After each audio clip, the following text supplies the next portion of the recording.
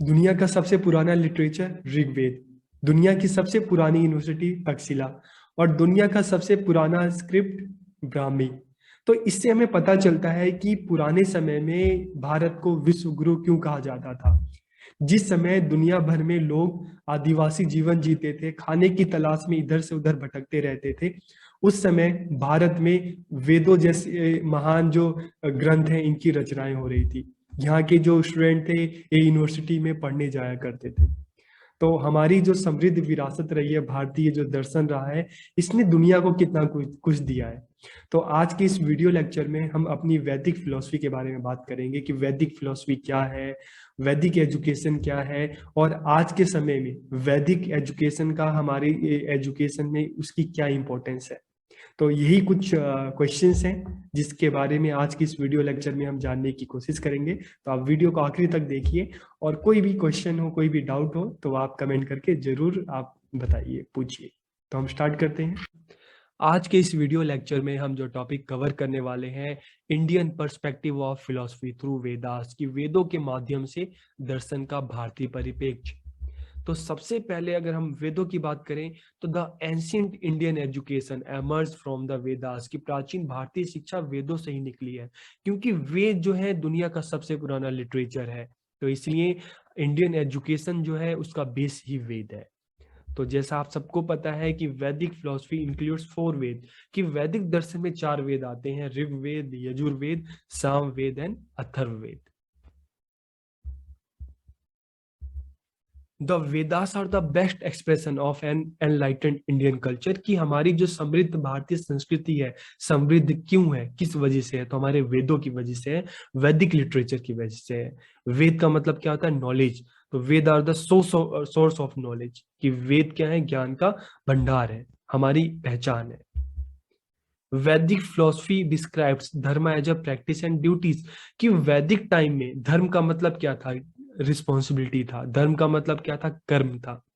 आज के टाइम में धर्म को लोगों ने एक अलग चीज बना ली है, लेकिन वैदिक टाइम में धर्म का मतलब क्या था? कर्म से था, रिस्पॉन्सिबिलिटी से था, सोशल रिस्पॉन्सिबिलिटी। आपके कर्म कैसे हैं, क्या आपका कर्म, आपको क्या करना चाहिए। ठीक है।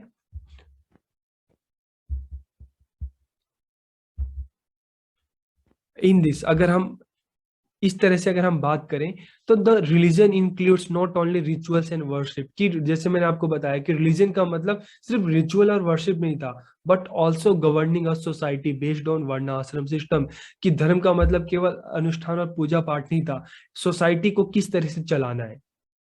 ठीक है। सोसाइटी का जो उसको किस तरह से गवर्न करना है, समाज का संचालन किस तरह से करना है, ये भी बात वेदों में कही जाती है, बताई जाती है। It focused on the spiritual development through prayer, yoga and meditation, कि इसमें प्रार्थना, योग और ध्यान के माध्यम से आध्यात्मिक विकास पर बल दिया जाता है, क्योंकि आज के समय में देखते हैं इंसान के पास अगर सब कुछ है फिर भी परेशान रहता है। छोटे छोटे बच्चे सुसाइड कर लेते हैं, आईएएस अफसर तक सुसाइड कर लेते हैं। तो क्यों करते हैं? क्योंकि अंदर से परेशान है। और जो हम वैदिक फिलोसफी की बात करें, ये प्रेयर, योगा, मेडिटेशन, इसके माध्यम से हमें अंदर से मजबूत बनाता है। ठीक है। तो इस focused on the spiritual development through prayer, yoga and meditation, तो इसलिए वैदिक जो फिलोसफी है आज के लिए, वैदिक एजुकेशन फिलोसफी आज के टाइम की देखें तो बहुत जरूरी है। अगर हम वैदिक फिलोसफी की बात करते हैं तो वैदिक फिलोसफी में 6 फिलोसफीज आती हैं जिस पर वेदों का प्रभाव देखा जाता है। तो सबसे पहले मीमांसा, महर्षि जैमिनी ने इस फिलोसफी को दिया था। फिर वेदांता, महर्षि बद्रायण व्यास। सांख्य, महर्षि कपिल। वैशेषिक, महर्षि कणाद। न्याय, महर्षि गौतम। और योगा, महर्षि पतंजलि। तो इसमें दो नाम तो आप सब जानते ही होंगे, वेदांता और योग। आज के समय में योग बहुत ज्यादा फेमस हो गया है, योग भगाए रोग। ठीक है।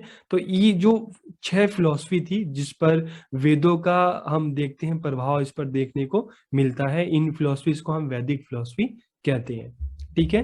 तो अगर इनके बारे में अगर हम छोटे में जाने तो जो मीमांसा है, this philosophy mainly deals with the Vedic rituals, that's why it is also called Karma Mimamsa, जिसमें कर्म, वैदिक कर्म कांड का विवेचन है, इसकी बात की जाती है इसमें, तो इसलिए इसको हम कहते हैं कर्म मीमांसा। फिर बात करते हैं सांख्य वैशेषिक न्याय। तो ये जो फिलोसफी है deal with the structure of the world, कि सांख्य वैशेषिक और न्याय जो दर्शन है दुनिया की संरचना से संबंधित है, कि दुनिया का निर्माण कैसे हुआ, इसके अलग अलग एलिमेंट्स कौन से हैं। तो इन चीजों की जो बात है, इन चीजों का जो वर्णन है, एक्सप्लेनेशन है, इन फिलोसफीज में किया गया है। उसके बाद अगर योग की बात करते हैं तो this philosophy deal with the details of mind and body control, meditation, day to day duties. ठीक है, yoga is a technique by which one leads a worthy and fruitful life. कि यह जो योग दर्शन है, ठीक है, ये क्या सिखाता है? अपने मन और शरीर पर नियंत्रण करना, ध्यान, और दिन प्रतिदिन जो डेली के जो हमारे जो रिस्पॉन्सिबिलिटीज होते हैं उससे संबंधित है, कि किस तरह से हम अपने आप को आंतरिक रूप से और बाहरी रूप से हम अपने आप को मजबूत कर सकते हैं, किस तरह से हम अपने मन पर कंट्रोल कर सकते हैं और एक अच्छा जीवन जी सकते हैं। तो ये जो चीज है हमें कौन बताता है? ये वैदिक फिलॉसफी। वेदांता की अगर बात करें तो in this philosophy there is a discussion of soul, world, brahmand. ठीक है, Vedanta is a source of Gyan Yoga. ठीक है, जो हमें बताता है कि किस तरह से नॉलेज को पा सकते हैं। तो एक ऐसा फिलॉसफी, एक ऐसा दर्शन है जो इस आत्मा की बात करता है, सॉल की बात करता है, इस यूनिवर्स की बात करता है, और किस तरह से नॉलेज को पाया जा सकता है, इसकी बात करता है वेदांत। एजुकेशन ड्यूरिंग वैदिक पीरियड, कि अगर वैदिक टाइम में हम एजुकेशन की बात करते हैं तो उस समय क्या क्या चीजें खास थी? सिंपल स्टूडेंट लाइफ था, एम्फेसिस ऑन क्लीनलीनेस, की सफाई पर ध्यान दिया जाता था, सिस्टमेटिक टाइम टेबल था, कॉम्प्रिहेंसिव करिकुलम था। ठीक है, रिस्पेक्ट फॉर टीचर, की टीचर्स को बहुत रिस्पेक्ट मिलती थी। These are the some principles which were emphasised in Vedic education. It focus on the all round development of student, कि वैदिक फिलोसफी की खास बात ये थी कि उसमें जो स्टूडेंट था, जो विद्यार्थी थे, उनके सर्वांगीण विकास, ऑलराउंड डेवलपमेंट पे ध्यान दिया जाता था।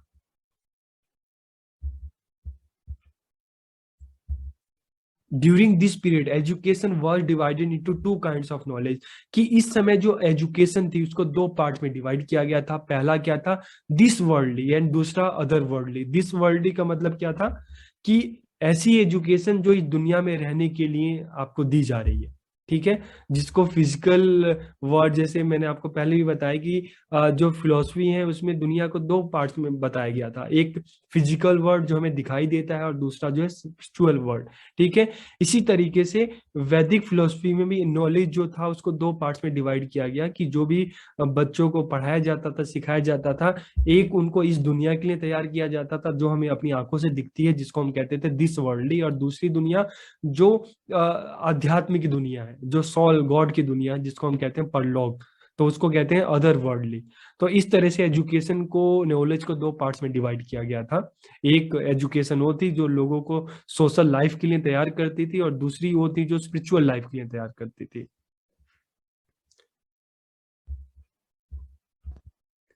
एम्स ऑफ एजुकेशन क्या क्या थे वैदिक टाइम में? Preservation and spread of culture, की संस्कृति का संरक्षण और प्रसार, अटेनमेंट ऑफ गॉड, ईश्वर की प्राप्ति, स्पिरिचुअल डेवलपमेंट, आध्यात्मिक विकास, फिजिकल डेवलपमेंट, शारीरिक विकास, मेंटल डेवलपमेंट, मानसिक विकास, सोशल डेवलपमेंट, सामाजिक विकास, पर्सनैलिटी डेवलपमेंट, व्यक्तित्व का विकास, formation of good and moral character, की अच्छे और नैतिक चरित्र का निर्माण, development of social and civic duties, की सामाजिक और नागरिक कर्तव्यों का विकास, स्किल डेवलपमेंट, कौशल विकास। तो ये जो वैदिक जो एजुकेशन थी उसके जो एम्स थे। ठीक है, अगर अब हम गुरुकुल सिस्टम की बात करते हैं तो गुरुकुल सिस्टम में ब्राह्मण were the responsible for teaching and learning, कि वैदिक काल में अध्ययन अध्यापन का जो दायित्व था किसका था? ब्राह्मण का था। और जो गुरु का जो घर था, ठीक है। वो लर्निंग का सेंटर था, वही स्कूल था जो कहाँ पे था, सोसाइटी से दूर था, नेचुरल सराउंडिंग में था, प्राकृतिक परिवेश में था। और उसको क्या कहते थे, उसको गुरुकुल कहते थे। तो आज के टाइम में हम जिसको स्कूल कहते हैं, वैदिक टाइम में उसको हम गुरुकुल कहते थे। ठीक है। अगर हम करिकुलम की बात करें तो the curriculum was based on the study of Vedic literature, the spiritual and moral. कि वैदिक साहित्य पर आधारित था जो करिकुलम था, वो वैदिक लिटरेचर पे आधारित था। इसके अलावा क्या क्या चीजें थी, स्पिरिचुअल अध्यात्म था, और मोरल टेक्स्ट था, नैतिक चीजें सिखाई जाती थी, नैतिक पाठ पढ़ाया जाता था। ठीक है। इसके अलावा और कौन कौन से सब्जेक्ट थे, philosophy, grammar, language, literature, astrology, logic. ठीक है, कि दर्शन, व्याकरण, भाषा, साहित्य, ज्योतिष और तर्क, ये भी सब्जेक्ट थे। और इसके अलावा भी कुछ सब्जेक्ट थे। Physical education was also included in the curriculum, कि शारीरिक शिक्षा को भी पाठ्यक्रम में शामिल किया जाता था। ठीक है। इसके अलावा student had to learn riding, archery, wrestling, hunting, dancing, music. तो ये भी सारी चीजें बच्चों को सिखाई जाती थी। इसलिए हमने कहा कि जो वैदिक जो लिटरेचर था, वैदिक जो फिलोसफी थी, करिकुलम बहुत ज्यादा ब्रॉड था, जिसमें स्टूडेंट के ऑलराउंड डेवलपमेंट पे ध्यान दिया जाता था। मेंटल के साथ साथ फिजिकल स्किल, हर चीज पर ध्यान दिया जाता था। ठीक है। Some professional and technical subject like Ayurveda, जिसको चिकित्सा विद्या भी कहते हैं, medicine and surgery, astronomy, mathematics, Arthashastra, ये चीजें भी करिकुलम में अपना महत्वपूर्ण स्थान रखती थी। तो ये भी चीजें बच्चों को बताई जाती थी, सिखाई जाती थी।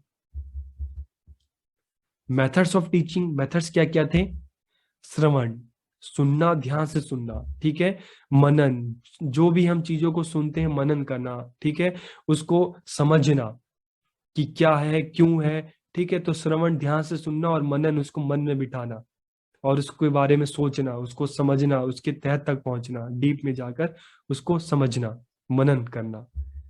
मेडिटेशन, ध्यान, लेक्चर, भाषण, डायलॉग, संवाद, डिबेट, वाद विवाद, डिस्कशन, विचार विमर्श, क्वेश्चन आंसर, प्रश्न उत्तर, साइट सीइंग, पर्यटन स्थलों का भ्रमण। तो ये वैदिक टाइम में जो कुछ मेथड्स थे टीचिंग के, जिनके द्वारा, जिनके थ्रू बच्चों को पढ़ाया जाता था। अब हम देखते हैं कि कंट्रीब्यूशन या रिलेवेंस ऑफ वैदिक फिलोसफी, जो अक्सर एग्जाम में भी आता है, फॉर मॉडर्न एजुकेशन, की आधुनिक शिक्षा में वैदिक दर्शन का क्या योगदान रहा है। तो सबसे पहले अगर हम बात करते हैं कि आज के टाइम में हम देखते हैं जो स्टूडेंट है, जो बच्चे हैं, काफी ज्यादा स्ट्रेस में रहते हैं, एंग्जाइटी होती है, उनको गुस्सा आता है बहुत ज्यादा।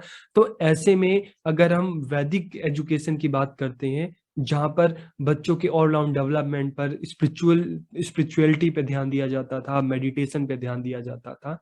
तो ऐसे टाइम में हम देखते हैं कि आज के टाइम में वैदिक एजुकेशन का जो ये पार्ट है, बच्चों के लिए बहुत जरूरी है, जिससे बच्चों को एक पीस मिल सके, बच्चा अंदर से भी खुद को मजबूत कर सके, ताकि इस तरह की जो प्रॉब्लम है इससे बाहर आ सके।